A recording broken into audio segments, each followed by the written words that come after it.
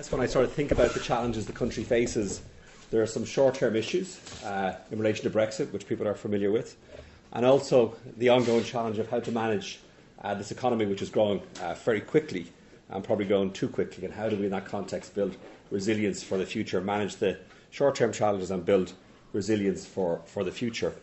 But I think the biggest longer-term challenge the country faces is how do we implement a proper spatial plan, land use plan and infrastructure plan for the country.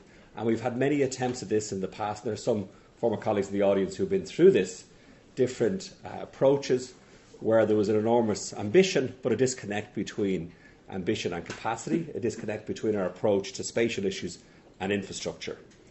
So this time it's going to be different, as they say. So I'm going to talk a little bit about this challenge today. And I'm going to assume that everybody in this audience has read Project 2040. Okay. I'm going to assume they've read most of the detail of the capital plan, or at least have a broad idea of what we're trying to do. And in a very simplistic term, the challenge is, where are we going to build the 500,000 homes that we need?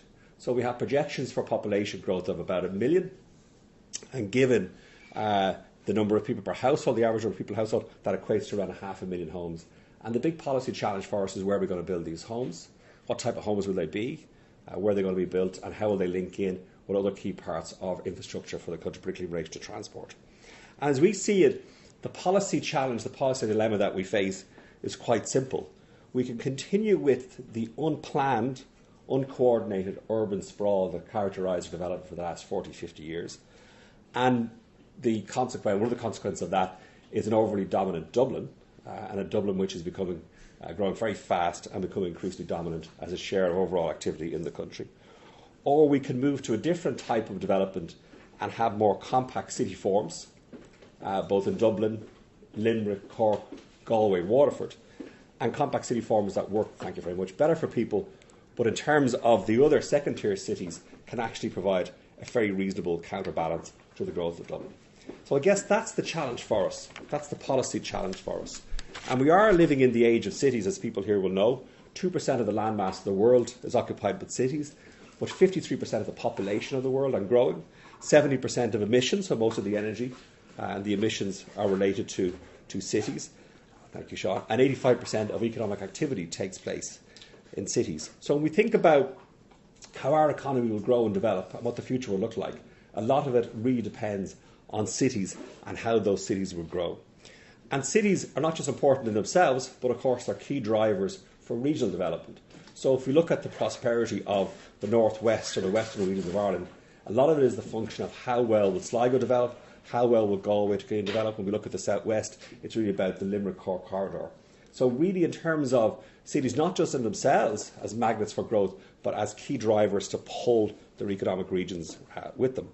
And it's very useful to think about the key success factor for cities ultimately relate to its ability to attract employees, its ability to be attractive for citizens. So it's not just about good jobs, it's of course, how do you have the infrastructure, the housing, the transport, the culture, social aspects and so on. And cities need empathy, but they also need systems that can work. And in our cities, I think it's fair to say, and this is not a controversial comment to make, our cities work reasonably well, except when it comes to housing and transport. We have housing that's too expensive, and we have transport which doesn't work in terms of moving people around. And we can see the consequences of this policy failure over many years, and the policy failure in relation to commuting times, lost productivity, congestion, and the high cost of infrastructure. Urban sprawl increases the cost of infrastructure because we take up more landmass, and it also increases the cost of public services because we need to provide services over a greater landmass. So it's not just the capital side, but also the current side. So in a very brief sense, that provides the context for the discussions that we've been having over the last 2.5 years in terms of where we go for the future, in terms of the capital plan and the spatial plan. And for the first time, Project 2040 links land use and infrastructure planning. So in the past, we had a capital plan and a national spatial plan, but they weren't linked and they weren't coordinated. This time round, we have produced Project 2040. And a key aspect of that is not one for everybody in the audience. So we've come out with very clear plans, clear ideas about where growth will be in the future. And it's not like previous plans where we committed to a consolidated approach, but in reality then decided to have growth dispersed throughout the country. So not one for everybody in the audience is a key mantra trying to drive the implementation of this. And what is the spatial plan?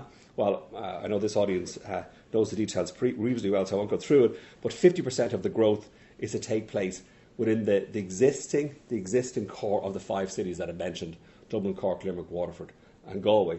So it's about looking at greenfield sites and increasing densities rather than looking at, brownfield sites and increasing densities rather than necessarily looking at new greenfield sites on the suburbs of our cities. 75% outside of Dublin, but very much a focus on compact city forms, higher density and transport. So how do we deliver this? And maybe that's the main focus of what I'd like to talk about this morning. How do we deliver? Well, first of all, we need plans, regional plans, metropolitan plans, and Steve is going to talk about this later, which are consistent with the goals of Project 2040. So this is where the aspirations of central government, the aspirations of national politics will push up against regional and local considerations. So do we have real buy-in and commitment to deliver growth in a different way in the future? So do we have the local councillors, local authorities and the regional assemblies actually involved in this process? And are they going to produce serious plans which are consistent with the overall goals of Project 2040? And these plans are being developed at the moment, and there's a process of redrafting and iteration between the assemblies and our colleagues in the Department of Housing and the Custom House. And this really will be the first test, I think, of whether we're serious about how we will implement this plan. The second element of it, which I think is really critical, is that government at the centre has said that capital spending will only support sustainable development and development that's consistent with the goals of Project 2040. And what I mean by that, if you're a local authority X and you come up with a planning scheme for 800,000 homes which is not connected to existing transport hubs or prospective transport hubs, or is too far away from existing infrastructure, well then central government will not fund the works, the enabling works that require those houses to be brought on stream. And that is a very strong lever central government has to ensure that policy will actually deliver in line with the overall aspirations. But of course, the politics of this will be challenging. The politics will be challenging for any minister, any housing minister, basically to say, well, we don't like that particular development, even though that may have support locally or may have support from local authorities. Local authorities will go fund it if they can get the resource themselves, but central government is not going to do that. A third element around this, I think, key is in relation to prioritising public transport and to force higher densities along transport hubs. I think when you look at Dublin and how Dublin has evolved, and if you look at cities with comparable population and look at how the sprawl relates or how the footprint relates, you can see the really key challenge is for us to have much higher densities along those transport hubs, and that will drive sustainable development. And we're seeing this happening organically already with the Lewis line, which Julie was very much involved with. We're seeing much higher densities along the Lewis line. And the Metro North, which is a key flagship project, $3 billion project to link Swords to the city centre. And it's not, people talk about Metro North as if it's a hub to the airport. It's actually not. That's just a byproduct of the plan. The main plan is to link the growing suburbs of North Dublin, North County Dublin to the city centre. But that will only make sense and work for value for money perspective if we have much higher densities along the proposed route. If you look at the population now along Metro North, it wouldn't justify the $3 billion spending. But it does make sense in the future if some of these 500,000 homes that we need over the next 15, 20, 30 years are actually built, higher density homes, within an appropriate radius of the proposed stations. Fiscal incentives need to ensure that we use land more efficiently, and we have now two instruments. We have a derelict site levy within the city centre of our cities, and we've already seen now the list of derelict sites that are set out. So there are very strong incentives now for people who have derelict sites to bring them into use, and we have now the vacant site levy, which is going to come in from next year. So a site which has permission to develop, which is vacant, that'll be taxed, I think, 7% next year, 3% next year, I think 7% the year after. And that would address part of the question of land hoarding, which has been a problem. But in this overall context of land, and a key aspect is to have a much more activist approach to land use. And a few weeks ago, the government announced this Land Development Agency, which I think is one of the most important announcements. I'm always fascinated by people are intrigued by the budget, which is basically a few tweaks here and there in spending and tax, which doesn't require nearly as much fuss or attention or drama as it gets in the media or the political system. A few weeks earlier, we announced a completely different approach to how we use land and how we develop our cities, where in effect we said we're going to set up an agency, capitalised to a significant degree, and that agency will have responsibility for master planning public lands and adjacent private sites. And what that means is to move away from a developer-led approach to development, where it was the developer who got the field or the site and rezoned it, and that drove development, to actually saying, what does the city look like? Where are we going to develop near the transport hubs? Where are we going to build the homes of the future? And have a planning perspective driving that, and then for the state to come in and say, okay, we are going to put a blanket over those sites, we're going to CPO, we're going to make our lands available and buy relevant private sector lands. And if you think about Dublin, and it's always good to get your walking shoes on and just walk around the city. Within the canals, there are so many sites that are poorly used, underutilised, derelict sites, a lot of them owned by the state. And we could provide about 50,000 homes just within the canals to have better use of the land. And a key role for this Land Development Agency will be to look at those sites, master plan them, to basically service them, get planning permission, and then bring that land available for development. And I think over time we'll see the vast majority of homes in this country being built through sites that have been serviced by the Land Development Agency and their equivalents within the local authority system. And if you spread this out to beyond public sites, if you look at sites outside of the canals within the M50 that are beside transport hubs that are now in poor use, and there's two good examples: the Glasnevin Industrial Estate, which is basically adjacent to Broombridge Lewis line, and half of that site is actually vacant, and the rest of it is made up of very low value, low use industrial warehouses which could be relocated beyond the M50. That site could probably accommodate somewhere between 8,000 and 10,000 homes adjacent to very significant public transport hubs. Another site will be along the Naas Road, along the Red Lewis line, where there are lots of warehouses and car showrooms and other facilities.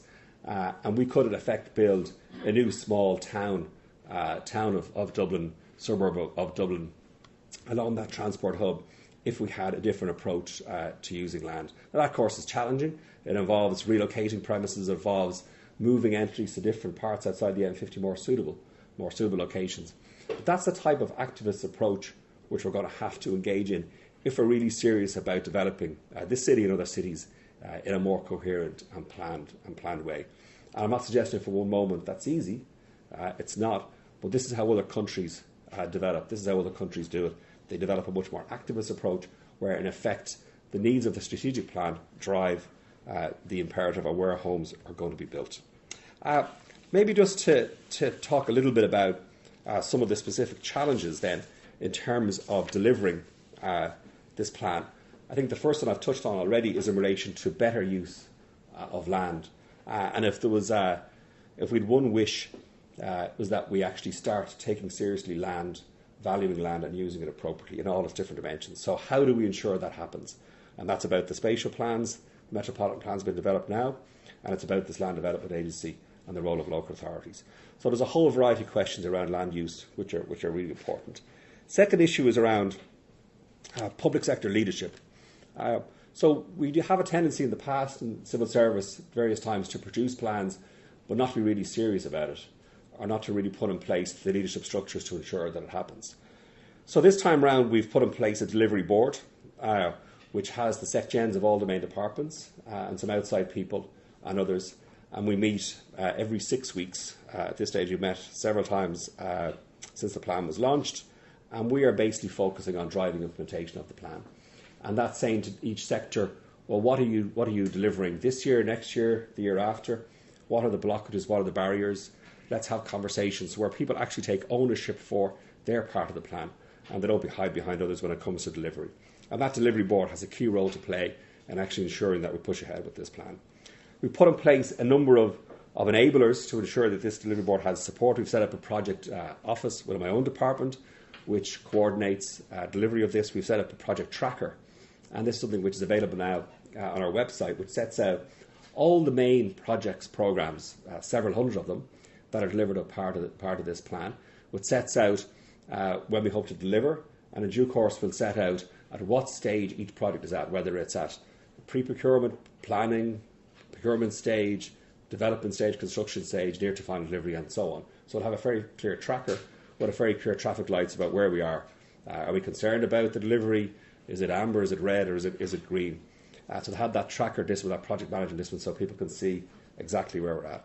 That will enable us to hold agencies and departments to account, but also will ensure that people out beyond the system who have an interest in this can look at what's going on. It can also enable the construction sector to see the pipeline of projects, which is very important, so they have more certainty about what's coming, so they can plan, develop their teams to meet those needs. There are other issues within the public sector around the planning system, which we need to look at, the extent to which it works or doesn't, and related to that, of course, is the issue of the legal system. Most of the challenges arise not from a dysfunctional planning system, but from how the legal system takes years to reach a judgment or decision, which I find absolutely perplexing, and I find it absolutely astounding that we still put up with this.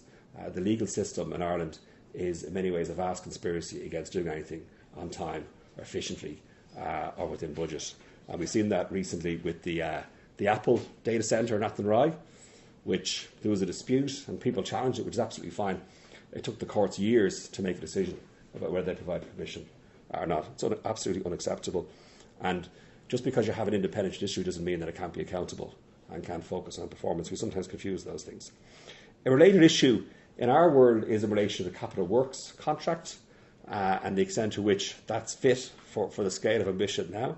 And we're going to take a review of capital works contracts to see whether we need to change the risk-sharing relationship between the public and the private sector. A key issue in the public sector relates to skills and our skills capacity. So we had a lot of these skills in the past, and a lot of the people who were involved in planning and building left during the downturn and when we were cutting back, and we now have to rebuild those skills. And the type of skills we're looking for in terms of quantity surveyor, planning, project management skills, these are in short supply. And it is a task for the public sector in terms of building this up. We're putting in place a skills academy, which we announce in the next few weeks, which will outline our plans to upskill more people within the system, within the civil service, so they have the skills. But we're going to have to, of course, partner with outside bodies to ensure that we have the requisite skills. And that is a challenge. And already we're starting to hear from different agencies, departments saying, we would like to do more and we'd like to ramp up more, but we just don't have enough of the actual capacity to deliver. A key question also is in relation to the construction sector and capacity within the construction sector. So the construction sector in Ireland is about half the size it was in 2007, and that's probably a good thing because that size was unsustainable, and that led to a lot of problems, as people here know. Interestingly, tender prices are back up to about 90% of where they were in 2007. So a situation where the sector itself is half the size, but yet tender prices are close to where they were at the peak. And that reflects, of course, the massive reduction in the supply and the capacity within the system. And how can we get people back who've left? How can we ensure the sector is attractive for younger people? We're looking at different forms of apprenticeships with CIF and making construction and the business of engineering attractive to young women who are starting off in their careers, because in effect young women don't see this sector as one where they want to have a career. And that's a serious issue for the sector and a serious issue for society in attracting, if we're saying basically half of the potential pool of people who want to have a career don't see it as a career. That's obviously an issue. There's a great video, CIF, I don't normally say this about CIF because sometimes it wouldn't be necessarily accused of being the most progressive organisation in the country, put it that way. That's not a criticism, that's just the way it's been historically. But they have this video of a group of kids, 8-9-year-olds, and there's this lady who's there in the class with them, and she's showing them pictures of the new College of Surgery building. I don't know if people are aware of this, on Stephen's Green, which is a fantastic building, and the RTE did a documentary about how it was built. So she asked the kids, how are buildings built and who builds them, and they're sort of more or less saying, strong people or big men build buildings, basically is what they say. Not quite as simple as that, but that's sort of the message. And then she says, no, I build the building. And you could see then how they changed. And then afterwards then they asked the kids about, what's your perception of careers? And the girls are there saying, I think I might look at building things. I think building things would be a great way to have a career. But it was really interesting, the video. there's an enormous challenge in terms of how we can change people's perceptions of the sector, because we can't meet our ambitions for housing, for metro, for broadband, energy efficiency. We can't meet our objectives unless we can make the sector much more attractive to half of our population who don't see construction really as a career opportunity for them. Related to the issue of construction capacity is a wider question around macroeconomic policy and how fast this economy is growing. In the department, we keep on saying that we need to create room within the economy to enable the construction sector to grow. And that means, in effect, that other sectors in the economy can't grow as quickly as they would like. I find it astounding in Ireland how we always talk about we want not to repeat the mistakes of the past, while the next sentence basically going off and repeating the mistakes of the past. And the lead up to the recent budget was a classic example of it, where I don't know how many people who came in to talk to us saying, we're not going to repeat the mistakes of the past, but we really need a tax incentive, tax cut, spending increase, capital projects, the usual old guff. And I said to the Minister, I said, next year, let's not bother meeting all these people, because really it's absolutely pointless. And people who are basically who believe their sectional interest is the same as the national interest, which they're not. And a key challenge for our country is based to be able to say no. If we're serious about building the homes we need and the construction activity to grow, well, that means other sectors of the economy can't grow as quickly as they would wish, because we don't have the resources and we don't have the capacity. And we can kid ourselves into believing that we do, and we're back to where we were in 2005, 6, 7 and 8.